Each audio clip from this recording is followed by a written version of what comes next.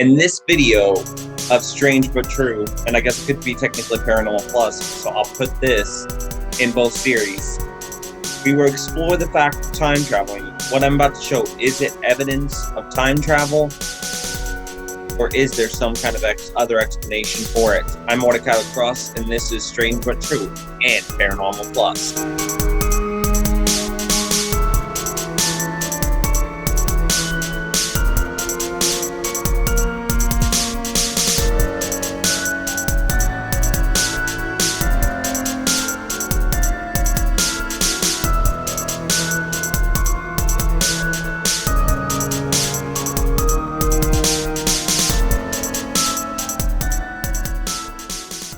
So, here's the first one we're going to talk about. This is called the Chinese Switch Watch. Back in 2008, a 400-year-old tomb was opened. Archaeologists were shocked to discover this small watch among their artifacts. The back of the watch is engraved with the word Swiss. They, of course, have no explanation of how this modern watch came to be in an unopened 400-year-old tomb. Perhaps proof of time travel? You tell me. And now here is our next one, if you will. It's from a Charlie Chaplin film from 1928. The photo is known as the Charlie Chaplin cell phone. Viewers watching the extra section of the film noted that this person seemed to be talking on a cell phone. Others have claimed it was an ear trumpet, or, the horn device to help those who are hard of hearing. But if that's true, who would she be talking to? Why is she laughing and talking if no one is there to hear but herself? Perhaps a cell phone, and perhaps a time traveler? Comment down below, and you tell me what you think. Now, you probably have seen this particular photo in other videos. It's known as the 1940s Hipster. It was taken at a small opening event in 41 at Golden Gate Bridge, I believe. Time travel enthusiasts are quick to point out how this man stood out. He appears to be wearing a hooded sweatshirt and printed t-shirt and holding a modern camera. He seems to, if you will, not fit in with the others around him with the clothing he's wearing. The way he looks, obviously, stands out to the point that he looks like he might be from another time period. Is he a time traveler? Or is this photo doctored? Okay, now here's another interesting one, if you will. This is Rudolph Fentz. He apparently vanished without a trace in 1876. That alone wouldn't be enough to constitute time travel, right? Except he turned up again in the 50s. He allegedly, according to eyewitnesses, materialized in a New York street where he was struck by a car and died. Police were baffled as to what happened, especially when they found his pockets to only hold currency from the 1800s. How did this man get here? Is he actually Rudolph Fentz that disappeared in the 1800s, and that this is proof of time travel? Or is this a very elaborate hoax? Now, this one is called, a couple was at an old bookstore when they happened across a book with this photograph included. It shows a group from 1917, but this man in the photo, and you can tell which one obviously by looking at the photo, sticks out. His hair is disheveled, his clothing doesn't fit in with the time period. Also, note the man beside him is staring at him as if he knows something's up, and like, this guy right here is wearing weird and strange outfit and clothing. Is this more evidence of time travel? Because I can't quite figure out exactly this particular photo of what's going on with this one. Anyways, comment down below of what you think of this particular photo. Is it proof of time travel? Or have the wool been pulled over your eyes?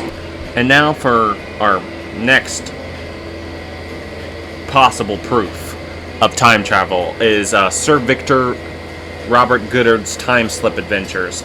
He was flying to Edinburgh from Andover, England at the time, and while on this perfect ordinary flight, he passed over this old airfield in Drim, Scotland. It had been abandoned to the point where foliage had overtaken most of the area, the cattle, had taken over it.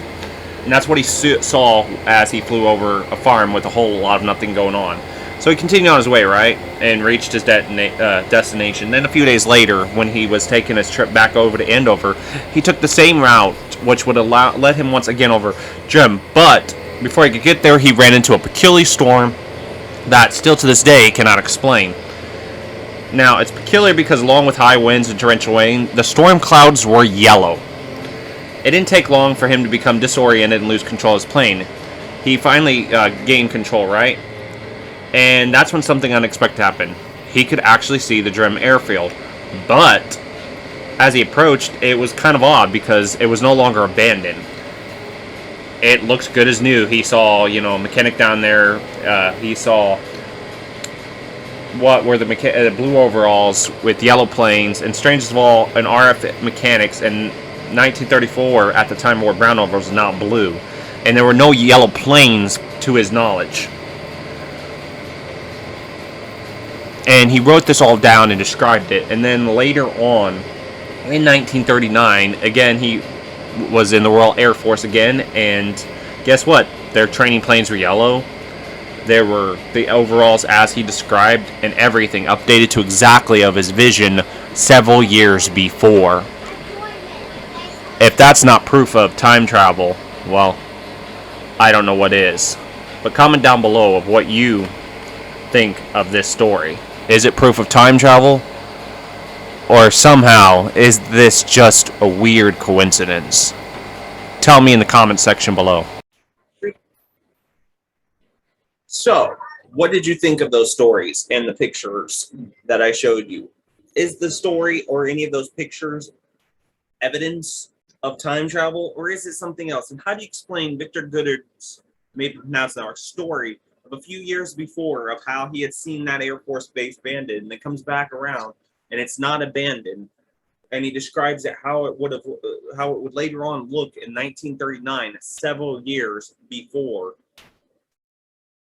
while it was still abandoned. Several years later, he would confirm his story with the actual facts. Comment down below. I'd like to hear what you think of what he had gone through and what you think of these pictures. Is this proof of time travel? Is this really strange and true? Or have I just given you a trip through the fiction section? Comment down below of what you think of these stories and what you saw in this video. And if you like strange but true stories, then make sure you hit that subscribe button and that notification bell to be notified of future strange but true videos. Comment down below, like I said, of what you thought of any of the stories, because I'd like to hear your feedback and all that jazz. And anyways, now it's time for the outro. For the strange but true outro. Until next time, stay strange. And now for the Paranormal Plus one. As always, remember, when conventional science and conventional wisdom hold no answers, might we finally turn to the unconventional, improbable as the answers. Until next time, I've been your host for Paranormal Plus. I'm Mortika Lacrosse. I'll see you on the other side.